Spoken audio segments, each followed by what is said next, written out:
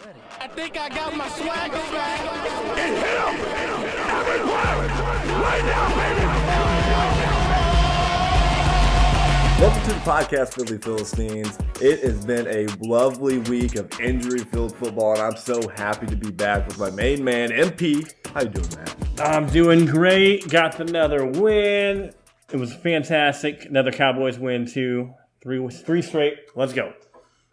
Cooper Rush, what a guy. Matt, just speaking of week 4, what is just your instant week 4 reaction before we get going? How about them Ravens, man? That decision by Harbaugh, that was great. You know, let's not kick the field goal. That was a great decision. Hey, when you have the best team in the league, kicking a field goal is like a pansy move. I want my coach to say, I'm going to put my foot on their throat and kill them. But, we just missed it. I'm sure. I think Marcus Peters feels the same way. Sounds like yeah. I don't think he does. I'm very proud of my coach. We're not even talking about this. This ain't a Ravens podcast, so I don't want to get too fired up. I just want to do a quick jump through the matchups, Matt, from week 4, because we had a lot of close matchups. We're just going to start off with mine because that's just it's first for me. We had Tyler losing to the George Costanzas, 159-153. We'll talk about that in a little bit. And then we had another close matchup between Landon and Sierra. Landon barely getting the victory, 134-126. Landon got lucky, I think, because he finally got that week that he expected from Austin Eckler. Austin Eckler was a top 3 running back for a lot of people going into the draft, and he hasn't really produced that at all. This week came alive and helped secure that victory. Sierra, had a pretty decent week. It looked like she might have got her first victory, but Austin Eckler says no. Jumping to your matchup. Oh yeah, you beat Tim 140-103. How do you feel about that one? I feel really good. I didn't think I was going to win. I thought I had a pretty low score, but then Tim had quite a bit lower. So you got Derrick Henry is really coming alive for you, and then Tom Brady. This is his first. Oh, that was nice to see. That was nice to see. He had a decent week 1, but I don't think he's done anything since week 1. He's got that lady out of his house. He's going to start dominating now. So it's all good. And you finally got some good production from a Green Bay wide receiver, which is something I thought we were going to see right from the jump, but he got injured. So I'm sure you feel good about that. I feel good about that, man. Feel good. Jumping to the next matchup, Big Al, 200 points. 208, almost 210 points dropped on Alex, the Jonathan Mintz.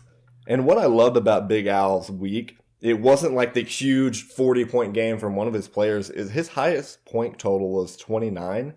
It was just top to bottom. They did great. And I think I'd rather have that rather than just one huge player carrying your team to 200 points. Top to bottom, every player played great for him. Yeah, quickly about Alton. He every single player on his that he started outperformed every player on his bench. There was no decision that he could have made to make his point total better. So, what a call! What a game! Great job, Alton.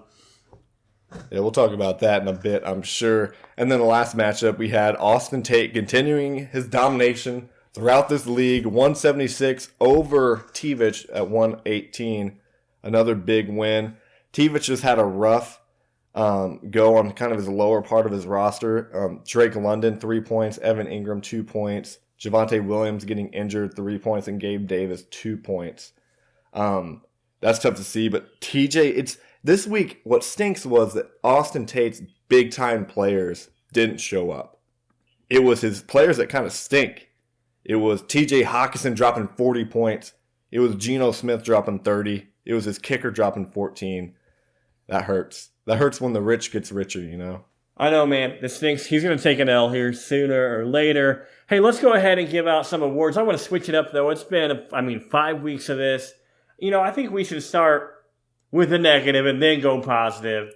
So I love it. Let's go ahead and talk about the Weenie Hut Jr. Weenie of the Week. Weenie. What? But I'm not a weenie. I'm sorry, sir, but my sensors indicate that you are indeed a weenie. Austin, who was it this week?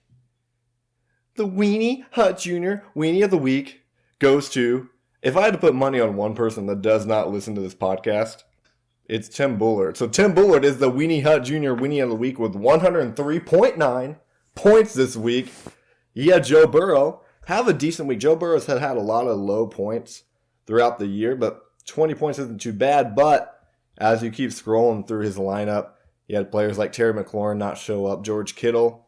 It's still what? Oh no! Wait! Terry McLaurin did not show up. Terry McLaurin got shut down by Trayvon Diggs. Man, oh my word, my guy owns him. Just go back and look. Past couple games, McLaurin never gets anything on Diggs. Anyway, another confusing thing. I thought, if Jimmy G took control of the San Francisco offense, it'll be the George Kittle and Debo show. But George Kittle still isn't being that guy in San Francisco. Robbie Anderson, I think that was just a tough start for him having Robbie Anderson in there. But 5 points from him, 0 points from that defense from the Rams. The Rams falling apart. I mean, yeah, I don't get the Robbie Anderson thing. I honestly probably would have started anyone else on his team other than Robbie Anderson. Russell Gage, yeah. James Conner, yeah. Hunt, yes. Probably even Dawson Knox. I feel like Robbie Anderson, I knew, when he started, I was like, this is going to be bad for him. I'm happy he started him. It was good. As a Christian McCaffrey owner, I hate Baker Mayfield, and it gets worse and worse every week, and I don't want a Baker Mayfield receiver. Baker Mayfield has the lowest passer rating in the league at 18. I don't even know how you get an average, an 18 passer rating. It's terrible. He's a terrible quarterback, and I cannot wait for Sam Darnold to get back in this. Anyway, Matt, turn it around positive. I want to bring my spirits up. I want to get a little roof. Ow. Some kibble in my life, please. All right, it's time for the dog of the week. Dog.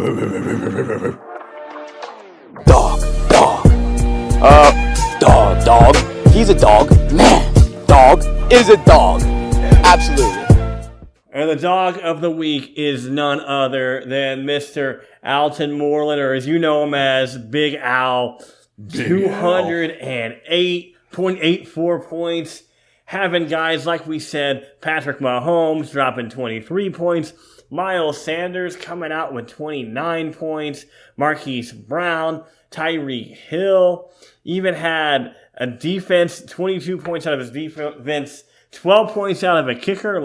Every single person on his team performed. It's great to see a guy who we all doubted, who we all thought was going to be last and just rise to the occasion. 3-1, has a strong team. And also, this is my respect for Alton, is he has been making big moves on the waiver wire too, and the players that he's picked up have helped him out. So he made big moves for Gerald Everett immediately. I think he paid about $25 off of 1 week to fix the tight end spot. It looks like he's got a great tight end.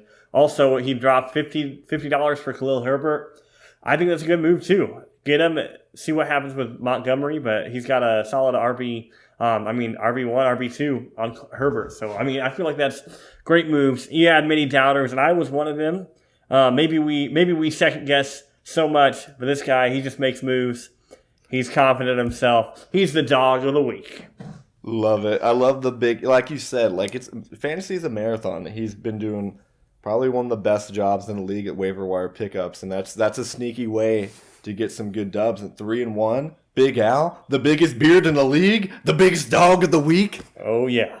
Hey, let's talk about some close matchups, okay? I think there were some close matchups that happened. Specifically, one that I was watching all weekend, but even last night, Monday night, I was watching to see what happened. And you got lucky, my friend, because we're talking about the matchup between the formerly undefeated Tyler Chance and you. Sorry about it. Yeah. So the matchup ended up being 159 Austin to 153 Tyler. There are some crazy things that happened here. So first of all, Alvin Kamara on the London game not starting. That's tough. Tough break. But Tyler took it like a champ. He didn't complain that much. He could have rose a fuss about it, but he did take it like a champ. What was your reaction, Austin? What was your reaction to this matchup? Were you nervous going in Monday night? It feels like it. Well, no, I just thought it was an L. Like 12 points from a quarterback is like, I think, like a 30% chance of happening. So I didn't feel great about it, and especially with the Alvin Kamara like flop. Like so many people messed up on the Alvin Kamara thing because it was 9:30 when the game started or something. A lot of people were asleep, so no one knew that it happened. So it feels like a half a win, but because it's fantasy football, it's a full win. So I was nervous throughout. I don't feel super proud, but I am proud of my team. But you got it, and then I should have won by a lot more. I made a last second decision on Rashad Bateman versus Mike Williams, which was a difference of 15 points. So the margin would have been 15 points larger. And I put in Kyle Pitts kind of last second as well when I should have just kept in Tyler Higbee, who had 17 points. So that's another 14-point increase. So I made some bad start-sit decisions, but Christian McCaffrey came alive. Even though I talked smack on Baker, Christian McCaffrey had 9 targets for 9 receptions, which is something we want to see as CMC owners. So it feels pretty good to get a W. What was the ESPN projection as far as like your percentage chance to win going into Monday night? Do you remember? I don't know that. Just literally throughout the entirety of Sunday, it was 51-49 going back and forth. Monday, it was I couldn't tell you. I think I took a peek at the second half. Even this is like the start of the second half, and I think it was still had Tyler like up 70% to your 30. So man, you got lucky at that end that Stafford couldn't even just sneak in a touchdown to make it happen. But hey, you won. You pulled out the W. Tough break for Tyler, but you're 3-1. Tyler, you're still good. So, let's move on. Let's move on to some start-sit decisions. Love it. Let's go ahead. Why don't you start with the good, then we'll end with the bad. That sounds like a good idea. Yes, I love negativity, so save the best for last. Yeah, let's clap some people up. Feel like we're always raising Austin Tate up, but Austin Tate starting Geno Smith. He's been having a lot of struggles at the quarterback 2 position. We brought that up last week, but haha, in your face. He fixed it already. Geno Smith, 32 points. He was a quarterback 2 this week. He could have started a bunch. He could have picked a bunch of different quarterbacks to put on his QB2 because he just picked up Geno Smith off the waiver. So, or how tempting would it have been? Austin Tate. How tempting would it have been for him to just put in any other offensive player? Put in someone from his bench. This is why you don't do that. This is why you put in a quarterback, because a guy like Geno Smith could be the QB2 on the week. Super easy, and that's 30 points. And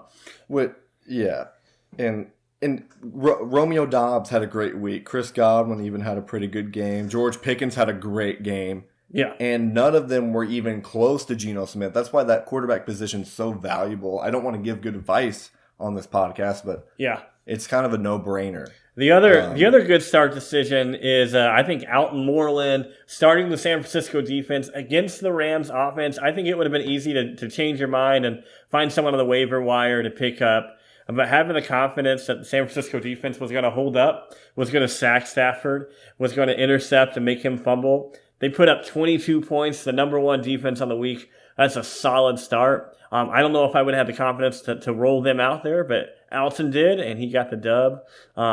And that was one of the reasons why. Yep. All right, let's pour down some bad. Let's break some spirits, my man. All right, this is a guy I love to talk about, Landon.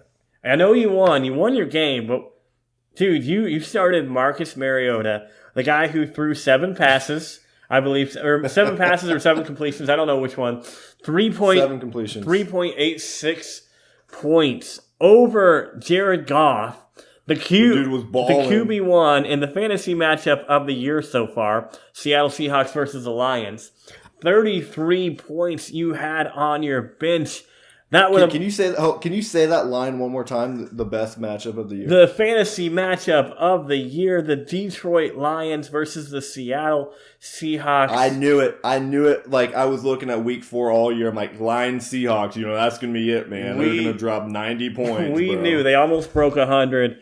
Landon, Mariota's not gonna do it, dude. You got your QB1 in Jared Goff. He's better than Russ. I would have started Goff over Russ. The guys like Josh Reynolds, John Smith, Joe Smith. Yeah. I think maybe Matt Port was in there for a couple snaps. Yeah, they took me out. All right. Anyway, I would like to talk some smack. Can I talk some smack on myself? Of course you can. Is that allowed? Of course. Because I already kind of touched on this. Kyle Pitts well, he doesn't stink. Arthur Smith, the head coach of the Falcons, he's run the ball. He was mic'd up this week, Matt. I don't know if you watched it. And he was like, run the ball. You know what'd be great? Run the ball. Run the ball. Run the effing ball.